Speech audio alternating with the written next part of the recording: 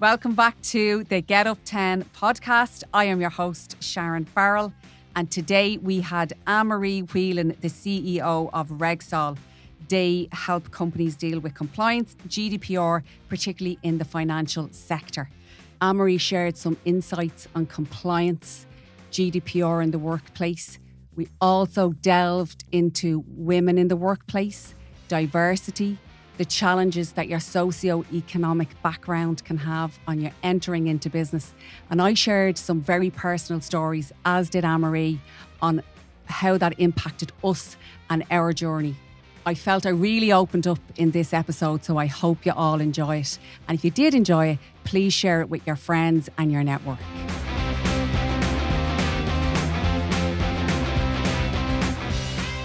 AnneMarie, thank you for coming on to our podcast. Thanks for having me. I'm delighted. So this is AnneMarie Whelan. I have to tell everybody, the first time I met you, AnneMarie, was at an event and you were speaking. And the whole audience was captivated. And I was like, how have I not met this woman? And she has a business in Kildare as well. So I am thrilled to have you on. AnneMarie is the CEO of a company called RegSol. Yes. Thanks, AnneMarie. No worries. Thank you. I really appreciate being here. Yeah. It's delighted to get to have a chat with you because, I know we've got to know each other a bit over the past while, but to actually talk about business and struggles for women in business. Yeah. Look, we've loads because we kind of discussed a little bit before of things that we wanted to talk about so that we stay on track. So just for everybody listening, give us a little idea of your background. I know you have you had another career before you started RegSol, and then how RegSol came about. Yeah, sure. So by qualification, I'm a barrister and I worked as a criminal barrister for 9 years. Have to admit, got a bit ground down by the whole system and seeing how systemic inequality impacts poor people. Okay. So I left the bar in 2014 and I kind of just fell into regulatory compliance. Okay. There was a job ad and it mentioned barrister. Okay. And I was like, because it was very difficult for me to demonstrate my experience. All my experience was in a courtroom. So on paper, what value can I demonstrate for a company, Okay. And it was difficult to match that up. But I saw this ad, applied for it, went into a company, worked as a compliance consultant and a trainer for a couple of years. And again, equality, accessibility, I was beginning to see a trend with respect to SMEs and particularly financial advisors where they weren't getting the same level of advice or they'd have to pay through the nose to get support in terms of complying with regulation, which they all have to comply with. Okay. And I was getting a bit frustrated in the role that I had. And I was probably complaining about it a bit too much because both my brother and my wife were kind of like, look, you just need to go out and do this yourself. You need to do what you want to do, but you can see a need there and just go and do it. And that's how kind of RegSol came about. They were actually the original shareholders and directors. Okay. I've ousted my wife and my brother is actually exiting the company this year. Okay. But that was back in 2018. Tell us about the name. I know we talked about this briefly. Yeah, right. So where did RegSol come from? It was a working title. We were trying to put the website together and my brother was working on the website and he was just like, okay, well, we're working in kind of regulatory solutions. If we just ram that together, it becomes RegSol. And then by the time everything was ready and, I was ready to kind of dive in and make it a trading entity, it just stuck. Yeah. So RegSol, and I love the idea of the sol. I did a little bit of Spanish in school. So our logo has a little yellow O. Nice. Sol, it's the sun, a bit of light. And yeah, that's how it came about. And that's what I've been in since. Okay, so that was 2018. Yeah. So I won't go into the whole we won't go into the COVID and how you survived that, but just tell us how you help businesses and what exactly it is you do.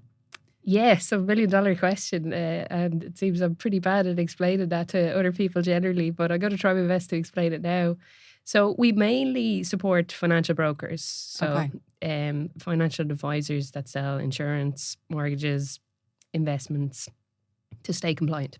Okay. So whether it's they're starting out in their journey, they're trying to get authorised by the central bank, we can help them through that process.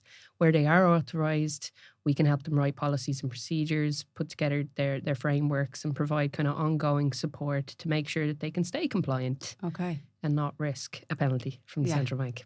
Okay, brilliant. And there is a bit about GDPR there? Yeah, so like our core kind of areas, while we focus mainly on the kind of central bank regulated entities, it kind of broadens out when we start looking at the topic-based stuff. So like consumer protection is one of our kind of core areas of expertise, and that's very much in the regulated space. Okay. But we also do a lot of anti-money laundering training and support, and that goes broader to what's defined as designated persons. So solicitors, estate agents, other types of entities within that definition. And then you get to data protection. Like data protection affects everybody. Yeah, I know. We're all data subjects. Yeah. So, every business has to be compliant. So we work with any type of entity for GDPR compliance. Okay. So it's very broad. Yeah. But very important. Yes. And where do businesses go wrong, or what do you see like are the top, if we were to think for people listening in, let's just take GDPR. Am I right? Yeah. Menno brain, sorry. Yeah. Let's talk about that. Where do people go wrong? Or what say, if we to pick 3 things that businesses need to do that they generally don't do, what would they be? So there's a couple of things. One is not thinking about it at all. Yeah. Just ignoring it. And like you can't just ignore the things that you need to comply with, because if something does go wrong, it's going to go really wrong. And in that context, there's lots of people that don't like having to do compliance stuff, right? But we love doing compliance stuff. That's why RegSol exists. We're very happy to do the work. So it's about just taking that step to reach out and ask for help. Yeah. And not just bury the head in the sand. So that's one thing. I suppose the other thing is, kind of not looking at processes, and not even so much in terms of the written policies and procedures that you should have in place. Legally, they should be in place. But it's about looking at, well, what do we actually do? Like, how do we get data? Like, what do we do with it? Where do we keep it? Kind of basic stuff like that. And then in terms of how do we protect it? Okay. And like for me, GDPR, a lot of it is about common sense. And if you treat someone else's data the way you want your data to be treated, you're probably halfway there, Yeah. So they're kind of 2 kind of key elements. And then I suppose the third one is just being very, very conscious of taking on new systems or like third-party providers. All the stuff going on in the world, the US in particular. The US and Europe have very, very different approaches to data protection. So just being even conscious of, well, if I subscribe to a particular service and I'm sending all my data to the US, you have to have a data processing agreement in place that protects the rights of your customers when their data gets sent to the US. Wow. So that's something that a lot of people are not really aware of, but that's where we help. And it is important, I think, and that SME sector, what you said earlier on, is really, really important. Similar to why I started my businesses, because they don't have experts in their business because they can't afford to have a full-time person that's going to look after GDPR, a full-time person is going to look after compliance or whatever it is that they need to have in their business. So to have an outsourced company like yours really helps the SME sector to grow and to protect them against penalties, fines, having to shut down because there was a GDPR leak or something. All of that's really, really important for small businesses, and they don't know what they need until they speak to experts. They don't even know that they're not compliant. Some of the time, yeah. They don't, because they just know their piece of business, whatever that is, but they don't know the other stuff. So the outsourcing piece for SMEs is really, really important. And for me, myself, I'm an SME, so I outsource a lot of expertise now to other people because I know it just takes that headache away. Well, that's it, isn't it? Like our regulatory tagline for a while was, removing that burden, the burden of compliance, and like that, trying to give assurance. Like assurance testing is a key part of what we do. And the whole idea of that is to give assurance to the business owner that they're doing what they need to do. And allowing them to do what they do best. Like there's very few financial advisors out there that are qualified compliance people, or, you know, have invested heavily, or even have that mindset in terms of I'm a compliance person. They're financial advisors, and they should be free to go out and advise their clients and not be worried about, oh, is central bank going to send me a questionnaire and I can't fill it out, or, you know, are they going to realise I don't have these policies and procedures in place? And that's where we kind of come in. Yeah.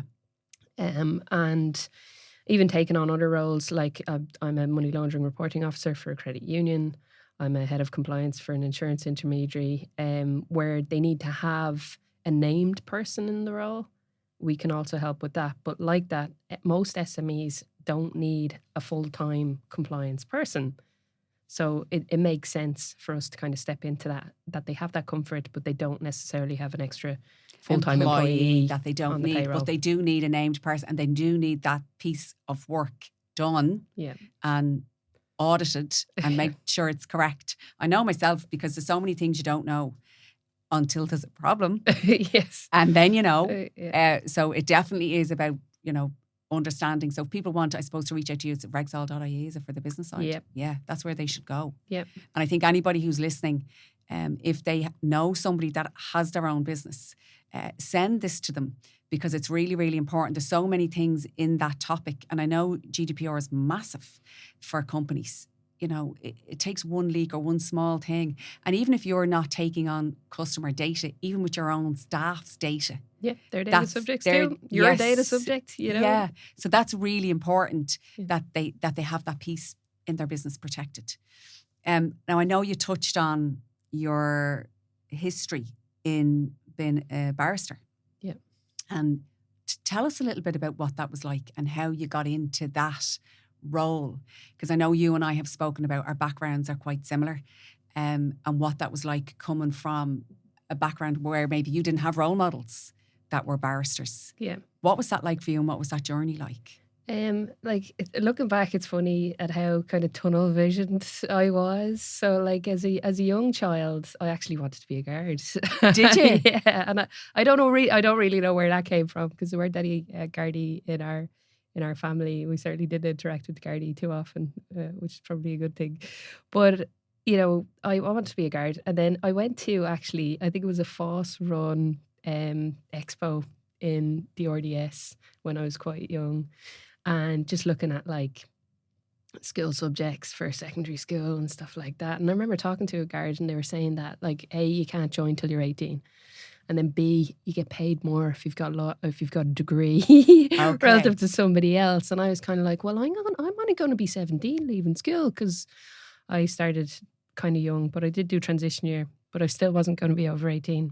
God, so you must have started very young. How old were you when you started? Well, technically I was 4, but my peers, relative to my peers, had I started on like the 1st of September, I would have been 3. Okay. Yeah. So you were a baby. It was a baby. Yeah, you really were. I literally got taken from play school and put into junior infants. And part of that was our school was run by nuns at the time, and I think they saw my mother kind of trekking up and down the road. I had 2 older siblings in the school. There was another on the way. Well, there's 2 already in the pipeline. So, like, I think they were kind of like, well, if it's they were struggling for numbers. But if it's easier for my mum to do one less drop off, just like push her in there and see what happens. And I was quite academic. I can rote learn anything. It doesn't stick though. But it meant that I was able to go through the school system very easily. But in terms of not being old enough to join the guards, I was like, well, you know, maybe I should look at studying law.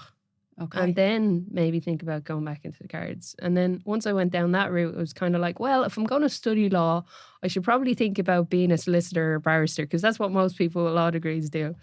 And I did work experience in a solicitor's office, and I hated it. So I was like, okay, I'm not being a solicitor. Yeah, that's not for me. And then just watching movies, you know, you see all these courtroom dramas. Of course, it's nothing like that. But Ally McBeal. Yeah. But I think the biggest thing that always struck me, even when I was really, really young, was a sense of injustice. Okay. And, you know, the basic things. in terms of I was consistently called a tomboy growing up because all I wanted to do was play football or be outside doing stuff that my brothers were doing, and very, stereotypically tomboyish stuff. And I was like, why are the boys allowed to do that? Why can't I do that? But also then watching these like really powerful movies like A Time to Kill, Fried Green Tomatoes at the Whistle Stop Cafe, definitely my favourite movie. But like there's a trial scene in that, and like there's a reverend who swears on a copy of Moby Dick. And like all of this stuff just stuck with me, and I was like, that's what I want. Like I want to be there. I want to be the coalface of, the Irish justice system. And then I got there, and for a couple of years I knew it was going to be hard from the get-go, so I was like, let's just get in there. But like I was one of the youngest barristers to qualify in the early 2000s. I went from what was a 3-year law degree in UCD, it's now a 4-year kind of modularised course, straight into the first ever 1-year full-time barrister at law degree. So like I was qualified by 21, and I was like, wow, feck it, it's going to be difficult to build a practice. I'll just throw myself in there. Zero life experience, totally naive, just let's get in there. This is what I've been planning to do.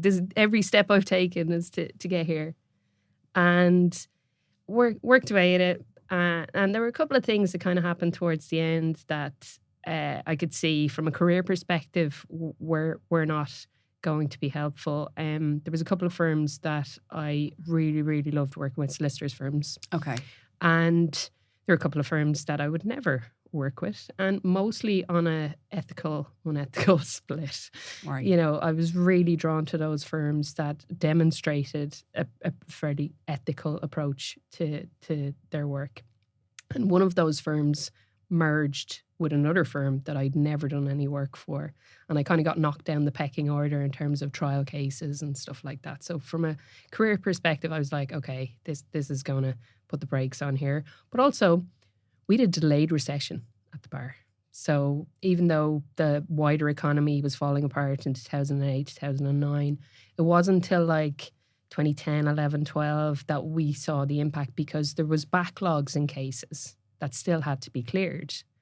And then once we kind of got to the end of that, guard overtime was cut. The district court lists halved overnight. Court services budget was cut. DPP budget was cut. And it just had this like condensing effect. And I kind of got to a point where I was like, I like what I'm doing, but if I'm going to be stuck doing the same types of cases day in, day out, this is just going to wear me down. Yeah. I'm not seeing the challenge here. I'm not seeing where I can have an impact. And I was exposed to far too many cases where I could see the system just not working. Okay. And in what way, AnneMarie?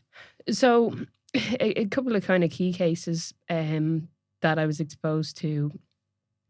Young people, like I represented kids in the children's court, and you could see how where they lived was a factor in them being prosecuted. People they hung around with was a factor in them being prosecuted.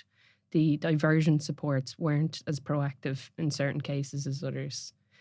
And, if we want people to live a life, what I would refer to as a pro-social life as opposed to an anti-social life, you have to support people out of poverty. You have to support people out of those environments and not just penalise them by giving them criminal convictions or putting them into jail, you know, and end up with this revolving door syndrome that we have.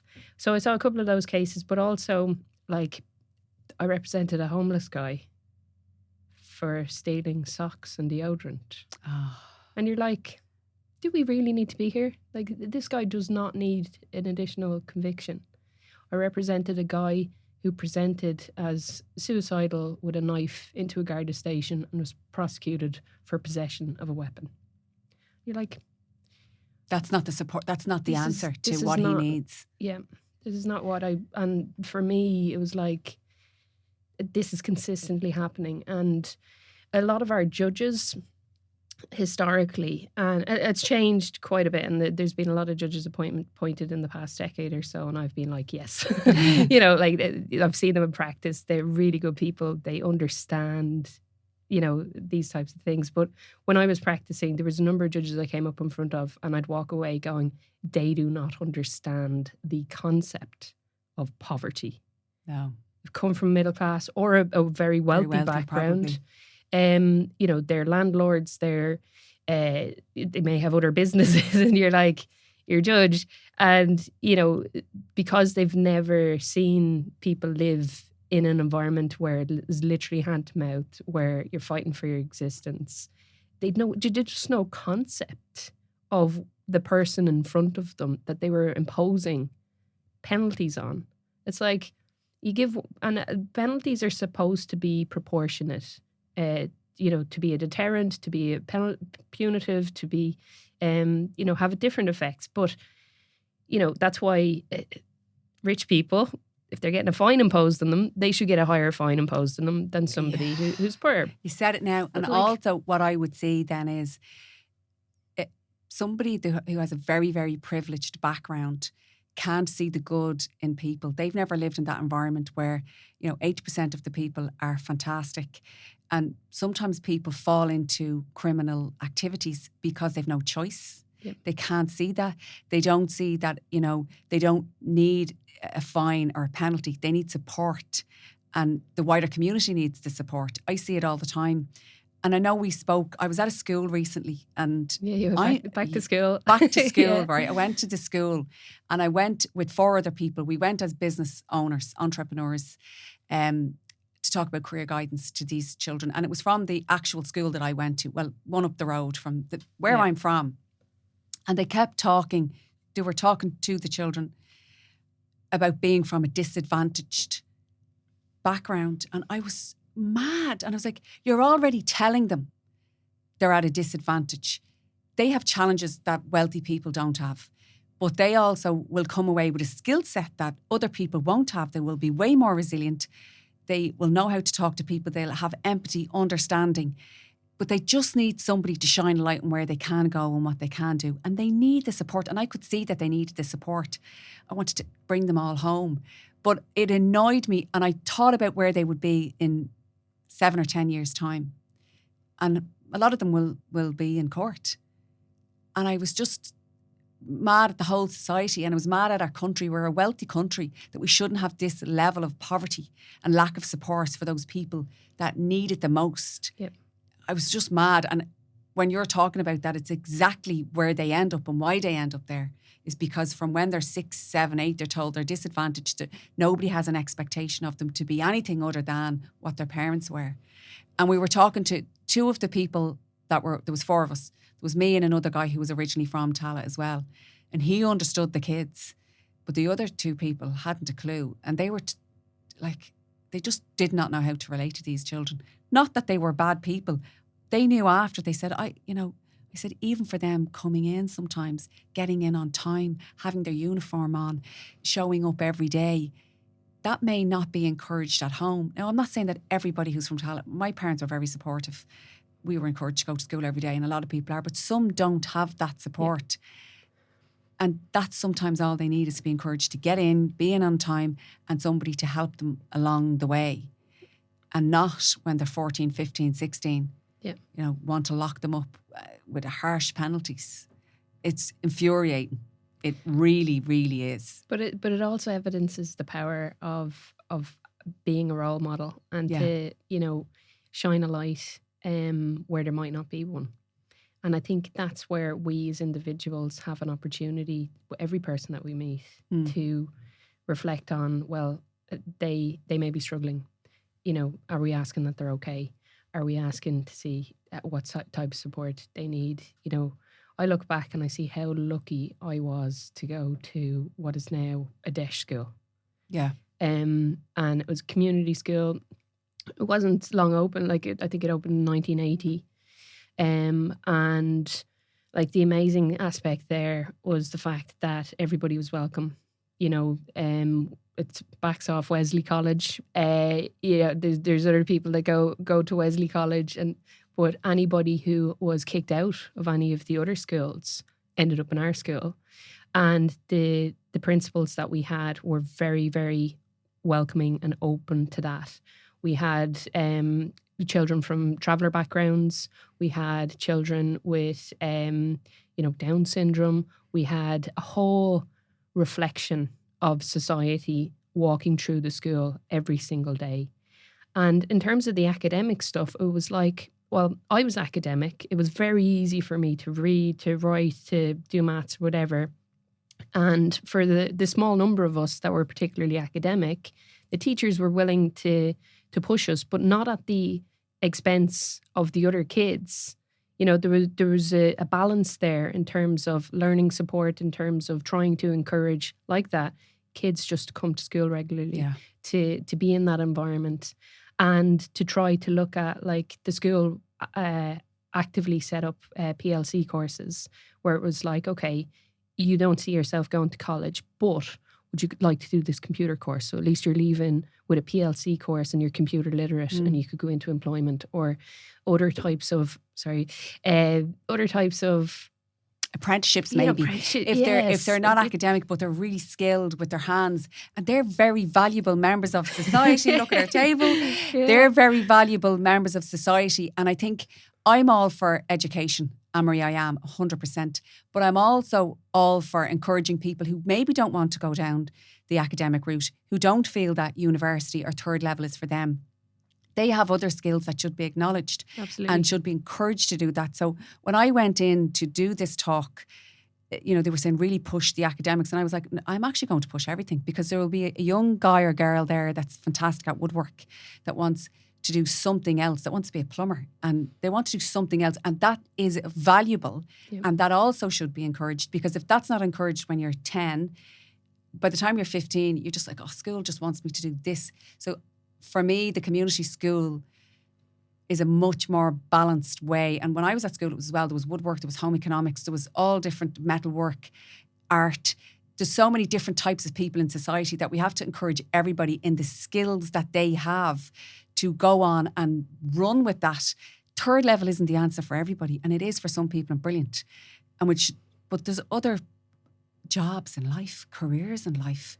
There's other ways of fulfilling being a valued members of society without needing the third level, and that should be spoken about. Like even creative now, podcasting, video editing. There's so many different things and careers in life that I really am passionate about encouraging kids of all backgrounds to go in and to pursue and to be proud of and to go 100% at it. And don't feel that if I can't, get into college and I don't get my leaving cert points that are X, Y, and Z, that I'm a failure in life. Yes. That's just not true. And I looked at those kids and I felt so passionate about, I want to go back and help everybody. And I am going to really volunteer at a lot of schools, because I know when my son started in third level, and he's like you, he's very academic. He's doing his PhD at the moment. And when he started there, he just felt like, oh my God, I'm not the same as those kids who went to Blackrock College. He felt like less than, because of how he spoke, because of where he came from, and he was judged by all of that. And I said to him, you're in the same room as them, and you've had to work harder than them, so you're already ahead of where they are. So don't ever let anyone make you feel like you're less than because you have a strong Dublin accent or whatever, or your background or where you grew up.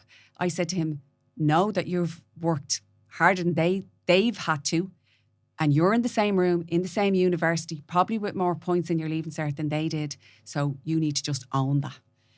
Because I know I felt like that in my career, AnneMarie, and I've never shared this. I was never brave enough.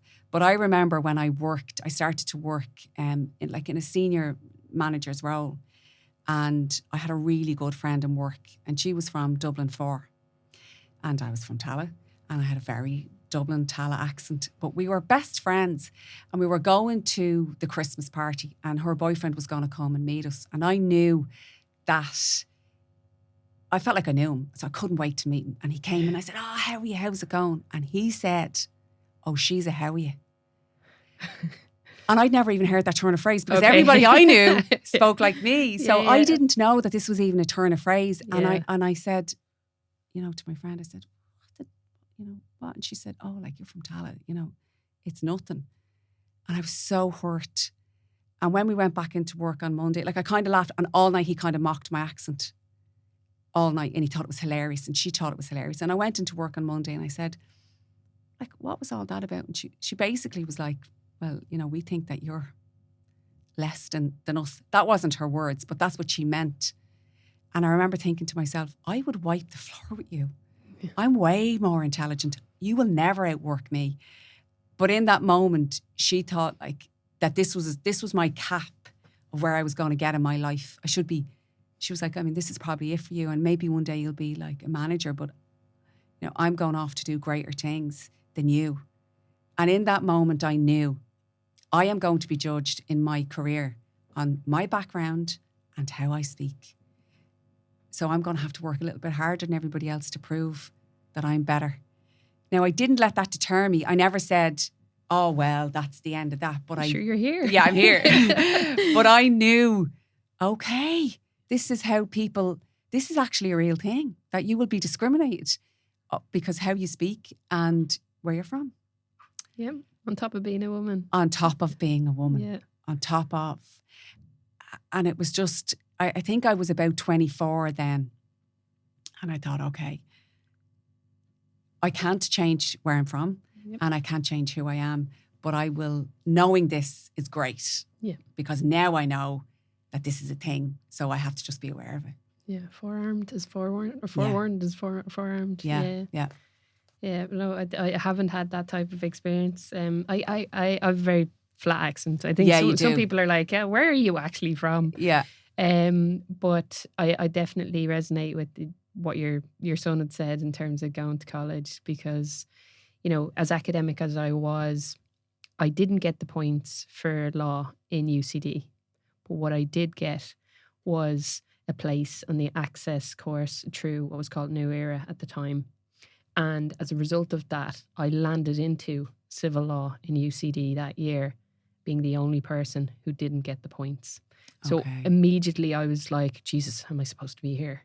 And like that, everybody else in my class had gone to particular schools in the area, or like kind of well-known rugby schools or whatever other types of schools. And they were all kind of knew each other or whatever. And from the get-go, kind of felt like the outsider. But then I realised that, the very first assignment that we got, the very first exams that we did, when I passed those, I was kind of like, oh, I'm actually here on merit now. Yeah. I'm the same as them, and I've done this. And, that kind of pushed me on to just keep going and to get through it, as I had done with everything else. Do an exam. Okay, you do that exam. Yeah. Get through it. Move on to the next one.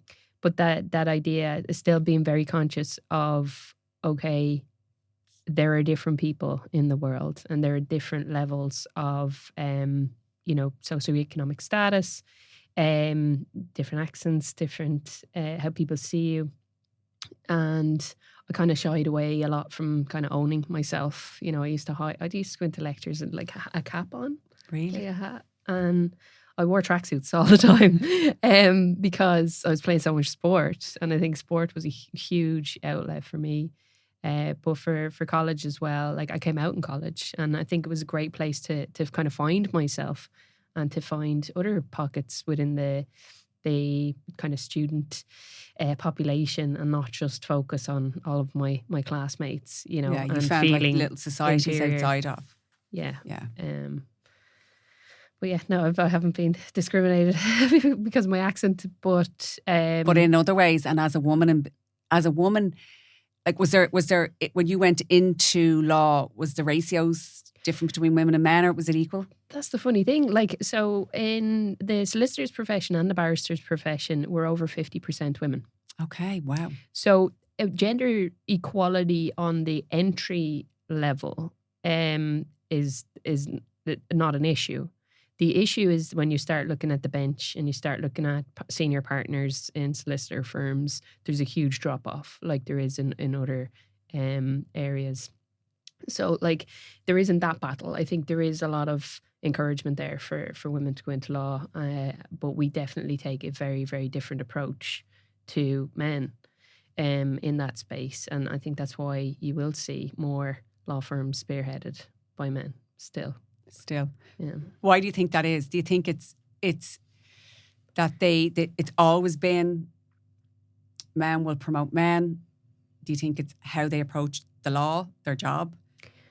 I think it's like there is a systemic issue across all professions, across all sectors, in terms of, women still being the primary caregivers. Yeah. Child gets sick and they have to come home from school. Who's the school calling? How many mothers have taken maternity leave and have had that negatively impact their career progression? I had a conversation yesterday with a woman who announced her engagement in work, and within like minutes, her senior manager was like, I guess you'll have other plans. And she knew exactly what he was hinting at. And then even there was the current managing director of Microsoft was speaking at an event yesterday, and she talked about how, like, over a decade ago now, but she was going to take maternity leave, and when she was coming back off the maternity leave, her manager kind of took her aside, and he was like, okay, well, we're looking forward now. I'm just wondering how you're going to cope. And she was like, how am I going to cope? And she knew, and she was in a very male-dominated entity at that point. And she said, I'm just going to go out there to all the other lads that are parents, and I'm just going to ask them how they cope. And then I'll come back to you and I'll probably just do what they do. And it really exposed to him the fact that he was only asking this question because she was a woman. Yeah. And she was now a mother. And it's like, it's those little things that build up over time. And, we've been socialized historically to be quiet. We've been socialized to go, not boast about our achievements. I had a great conversation at lunch yesterday with a group of women that I've never met before. And one of them a dub, and some people might describe it as a how in terms of her accent. And she was talking about how, her mother would have been like, oh, don't be telling people you won that, or don't be boasting about this. And my mother had a great phrase of chocolate bar job. If you got such a high opinion of yourself, if you were a bar of chocolate, you'd eat himself. So I think it works kind of a couple of ways. Like, obviously somebody being very narcissistic and very over the top in terms of what they look like, but also in terms of talking about themselves or whatever. Bar of chocolate jobby. But there's historically there's a lot of that still lingers, and again, we're waiting for older men in top positions to kind of move out of the way. But if we don't have the structures at the lower levels to push them up, to push women up into those leadership positions, and we don't have the structures that allow women to flourish, despite still having significant caring responsibilities, and being that kind of go-to parent or go-to carer,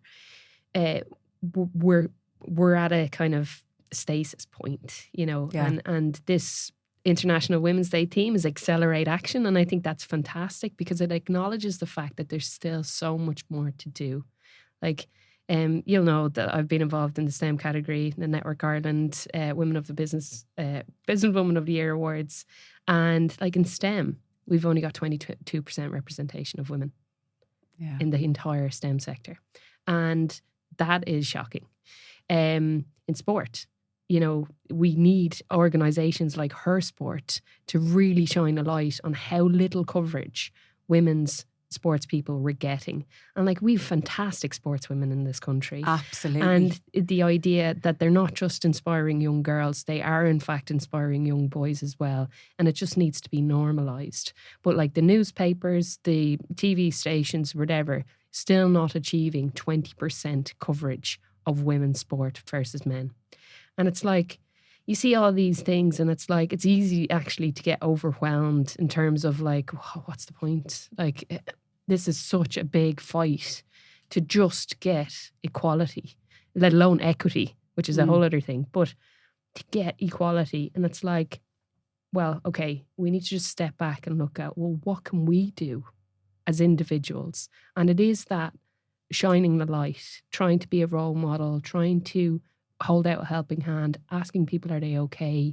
Whether it's somebody who is impoverished and we can help in multiple ways, and trying to get them to a place where they've got independence, they've got financial stability, they've got those things through one-to-one support, or supporting the organisations that can support them, or whether it is women in business, trying to start out afresh or going down a career path, giving them the flexibility that they might need as a working parent to enable them to balance. I want to spend time with my child, but I also want to be sane and get and out I and want do to something fulfill, that I want to do. Because I think for me, when I look back at my career and I had my children young, there was zero flexibility. I have had to turn down positions. I've had to not go for positions because I had to make a choice. And I never saw my male counterparts with the same barriers. Yep. And all of what you've said has been said to me in work. How will you cope? Like, I remember when I was a senior manager, a couple of things happened. I was always asked to make the tea if clients came in. Always. And I actually was so brainwashed that I never even realised until a younger woman said to me, are you actually making the tea? You're a senior manager here. And I thought, what? No, I'm actually not going to make the tea. But what I will say is, so for me, all of that happened on my career. I had to make choices. I remember when the role came up for the European credit manager in a multinational that I worked in, I knew I couldn't go for it because I couldn't do the travelling. Okay. I couldn't meet the expectations. Yeah. And I just knew, and I was heartbroken, and I knew this would have been a fantastic job for me. I was already training throughout Europe. And I just knew, I said, I just can't go for this role because there'll be too much expectation. There was no flexibility given to me in my career ever, and I had to work so much harder to prove myself. And I remember, I'm going to tell the story now.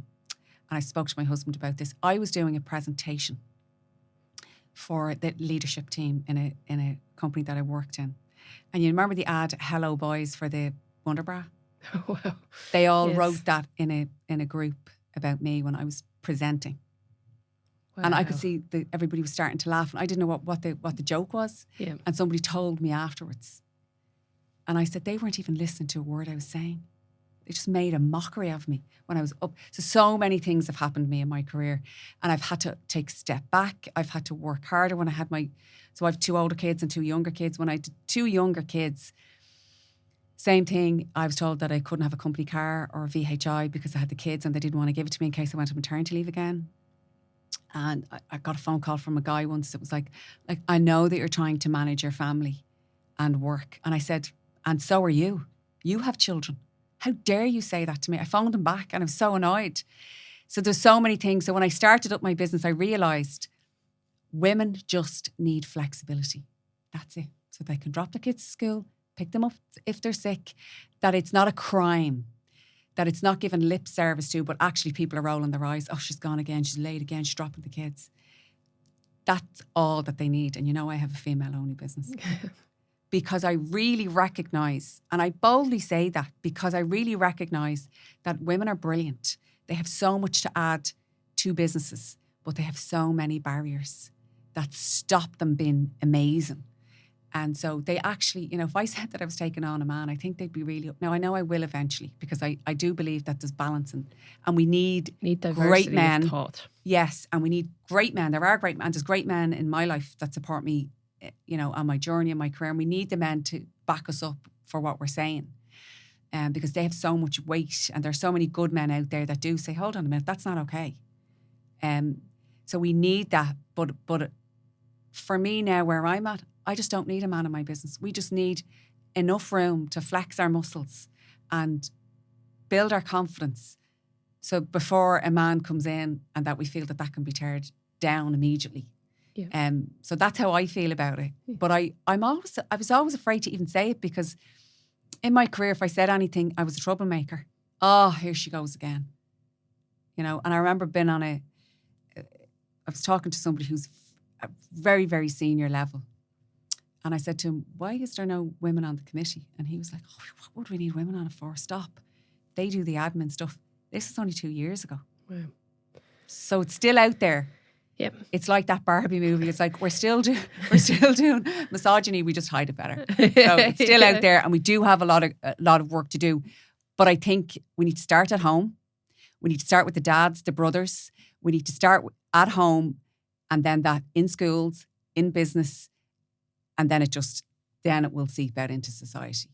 Normalise parental leave. Yeah. You know, like Norway have a fantastic system whereby it is absolutely normal for men to take extended periods of parental leave when they become fathers.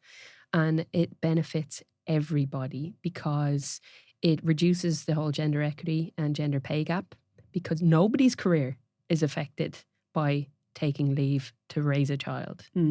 Because everybody's doing it. It's everyone's responsibility. It's everybody's responsibility. And it recognises the fact that, you know, where there are two parents, that yes, there is a bit of give and take, because somebody has to parent when another person is working, or like if you struggle for childcare arrangements. But having a genuine choice about being a stay-at-home parent for both men and women, that has to be structurally supported, you know, through mandatory leave, through legislation, or just through society recognising the importance of everybody pulling their weight. Yeah. You know, and I've actually, I'm privileged to speak at a DEI event as part of International Women's Day celebrations in the coming weeks within the network branch of Kildare, Network Ireland. And, you know, I kind of teed it up by saying I'm going to teach everybody a little bit about lesbian privilege. And it's just this basic idea that, like, myself and my wife don't struggle the same way that heterosexual women or women in heterosexual relationships struggle in terms of being the primary contact for the school, you know, to having to take time off for maternity leave, for, you know, trying to raise the kids, and even the mental load of, like, at home. Stuff that needs to get done. We both know how to use the dishwasher. We both know how to use the washing machine. We both know how to use the dryer. We both know how to dress the kids. We both know how to feed the kids. She sent me a text a couple of weeks ago. I was just heading out to a conference or something, and she was just like, you never left me a list. And I was like, I knew this was a joke.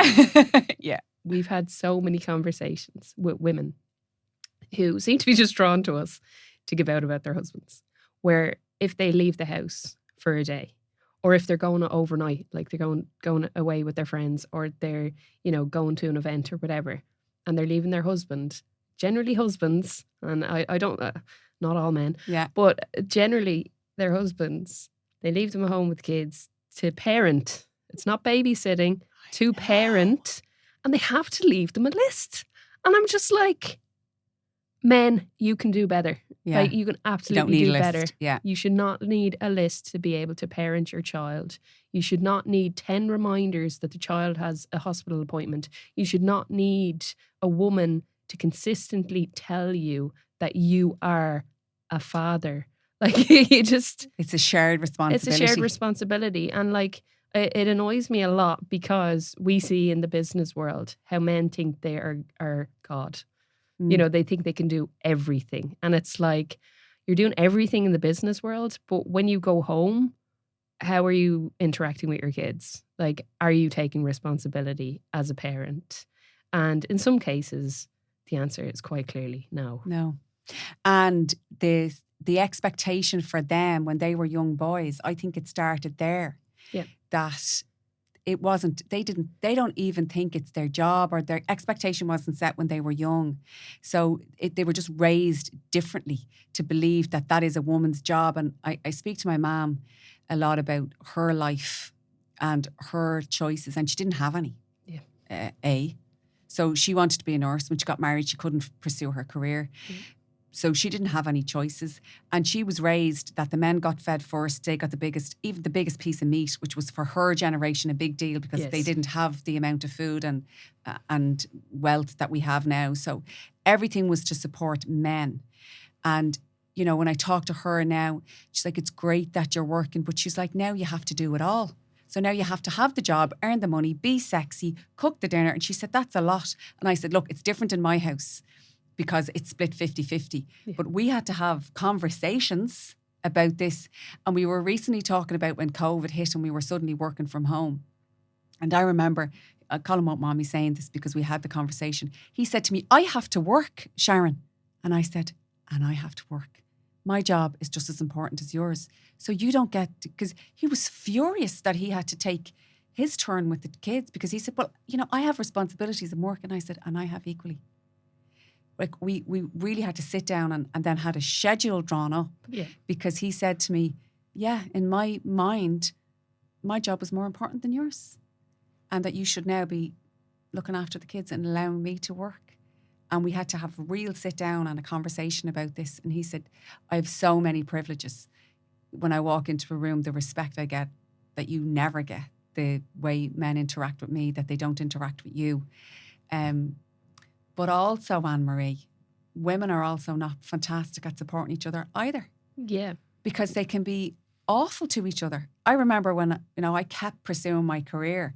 I was very passionate about having my own money and my own independence. And I felt like I had a lot to give in work and a lot of me to give in that side.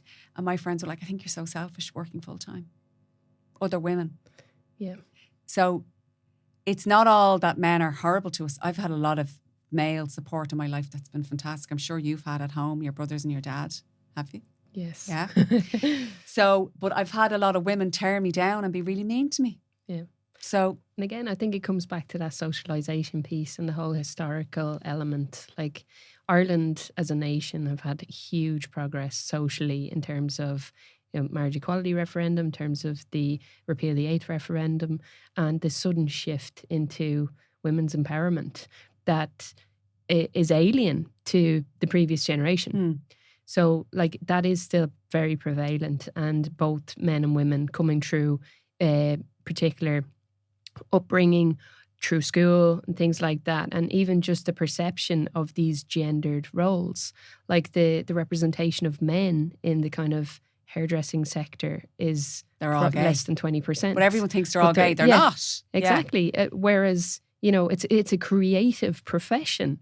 So anybody who's creative should feel that they can go into that profession in the same way that, you know, we're in the services sector. Anybody who feels proficient in providing those services should be able to go into that sector. But I'll never forget doing a bit of research around, you know, the gender pay gap and how obvious it is in certain professions and not in others and things like that. And I discovered that in Russia, and it may not be the case now, but it was when I was looking at it, in Russia, doctors, like, I mean, we all think of doctors as very highly educated, very necessary skill set, could save our life one day, you know, that type of profession. But in Russia, they're paid pittance. Do you know why? Because in Russia, women are encouraged to be doctors. And I was like, oh my God. Like, if we look at the population in Ireland in terms of doctors and the fact that we've only 22% female representation in STEM, that will translate into some of the medical professions. Now, it is changing, but like historically, nurses were women, doctors were men. And that's across all of Europe except for Russia. And I was like, this is really interesting. But then they were so badly paid. And that's why you've got female doctors. You've a much higher percentage of female.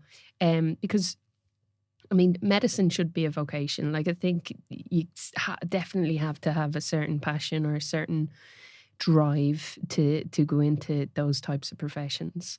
But like nurses, like male, female nurses, like it's amazing to see how male nurses who can do their jobs just as well, they probably experience some of what we've experienced as women in the business space, because people are like, you should, you know, can you do this? I want a woman. That's a woman's job. Or like, I love from a sporting perspective, because I'm avid sports fan, but the idea, like, run like a girl, throw like a girl, like embracing it and going, hold on a second. And I tried. You're calling me a girl. I am a girl, and I am going to hit harder than you can. I'm going to run faster than you can. I'm going to be Rashida Adeleke. Yeah, feck you, like. And, you know, changing those society-wide perceptions of women. And it is like there's so many facets to this. So many. But I do think it needs to start with dads and mums at home with their children. Because I did that with my girls and I said, run like a girl. And they were like, what do you mean? And they were like, just run. They didn't even have an idea of what I meant, run like a girl and throw like a girl. They had they just looked at me like, what are you talking about, like a girl? They just meant we all run the same. Yeah. But something happens, girls. And I actually listened to a podcast about it. Like physically something happens to them when they hit puberty because their hips widen. Yep. So they become awkward in their running. And that stops them playing a lot of sport. They have to learn how to run again with the wider hips and their knees start to come in. And I just was like, this, but nobody has ever done the research on women. Yeah. Sports women. So if they're doing any research, it's all been on boys and men and never on girls and women. So I never even thought of that. When they hit puberty, that's why a lot of them stop playing sport. But this is also a factor. Suddenly they have boobs that's in the way and they're flopping all over the place and they've wider hips. So they're running gait. And but guys just get gangly and then they learn. But for girls, I thought their centre of gravity and everything's gone off kilter because suddenly they've hips and everything's widened and how their gait when they're running needs to be adjusted. Yeah. And when they're jumping, it's different. So even that in itself just needs to be explored a little bit. That's it. Absolutely. And they need to just help them to kind of manage that on their journey because that's a factor. A friend of mine, Carol Brennan, she is doing a PhD on females in sport. Wow. And she did a lot of research about people from not as wealthy backgrounds, poorer people. A lot of the girls don't go into sport and why. And so she did a lot of research on that and then why they drop off at 14 and 15. Like they're all kind of the same up to a certain point and then there's a big drop. Yeah. But a lot of that has to do with this too. So she's doing the research on that and it was fascinating just to see why they stop playing sport and what the barriers are. And as you said, there's just so many different things. Yeah, and it could be just the littlest of things. Like I heard a story about like somebody gave up a sport because they couldn't get a lift to training because their friend who used to go decided to stop. And it's like, there's such a simple fix, you know, and to see how easy it could be to fix that. And if you're aware of it, and it's that awareness and trying to be open to figuring that out and like that, the impact that you can have when you do see something like that and go, hold on, this is an easy fix. But up until recently, we weren't asking girls why they were leaving sport. And it's only through this type of research, it's so important to be able to ask them and to hear from the horse's mouth, like literally for them to be able to say, this is why I didn't do it. And a huge percentage is not, I didn't want to play anymore. Do you know what I mean? It's the basic stuff. It's like the white shorts. You know, I didn't want to wear white shorts. It's like, and then you know, we see our football teams and our rugby teams going, hold on a second, maybe as women and even white as women, we might, but even, you know, statistically, you can actually like document what is the risk that I'm going to end up wearing white shorts, be on my period, have leakage and have a very embarrassing experience, right? Statistically, we can actually measure that. But in terms of the mental impact of the fear that something embarrassing might happen, it's so hard to quantify that. And it's only through speaking with people and figuring that out that you kind of go, hold on a second, there's actually an easy fix here. Girls, do we want to switch to white shorts or not? And some will say no. Like, I think Katie McCabe was actually like, oh, we don't need to change the white shorts. But it's about having that conversation. And asking the question. Yeah. And then figuring out how can we fix it. Yeah, because it's, and it just, I think Kelly Harrington, Katie Taylor, I can't pronounce her first name, that's awful, Adeleki. I just call her Rashida. All of the women that were in that relay, that were in that sport, that were like at the Olympics, just was like, I was crying looking at them. I thought they were fantastic. And it's a spotlight for young girls, and they're definitely, you know, and they had their ribbons in their hair, which I thought was so cute as well. They all had that it just showed don't let your gender hold you back. It was just fantastic for girls. We didn't have that when we were younger, and particularly in boxing. They were fantastic. I just think they're brilliant women, and it's great to see. And it's great to see that things are changing. Definitely it's changed in my career. I've seen improvements. We still have a fair way to go. But I think women like you, me, and other women and men can really help highlight the issues, have real conversations about it, not be afraid to speak out if something, like I put a post up about International Women's Day and my husband was afraid to comment on it because he said, oh, what if all the women come for me? I said, they're not going to come for you because you're supporting me. Yeah. But that's something then we have to acknowledge as well. If they say the wrong thing, not to kill men, it's just to have a conversation, say that actually really wasn't okay and what you could have said here, and explain to them. Yeah. Because you know, we do need men to get behind us and join us on this journey for equality. But they're afraid now of what to say. He was like, what if? And I was like, they won't comment. And he took about 20 minutes to think about what he was going to say. But he did. I said, it's really important that you do, Colin. It's really important that you comment what you want to say so that other men see you, you know, as a senior leader in your business supporting this. That's what we need. And you have to be brave and say what you want to say. Yeah. So he was like, okay. I said, this is how women have felt all the time. Yeah, exactly. We have felt this fear all the time. And we've been talking about it. I said, like, when I see another man, if I'm out walking, I'll cross the road. I'm frightened of him. And he was like, are you? He was like, I didn't think you were afraid. I was like, yes, I am. I am, because I'm aware that I could be in trouble here. I'll look around, and naturally we do it. We look around to see, you know, where could I run to? Where is brighter? Where are the lights? But actually, I think that we're more cautious in business because for our whole lives, I was thinking about this, we've had to assess risk. Yeah. Because we're like, even when we're pregnant, we're like, oh, can I go there? My central gravity's off.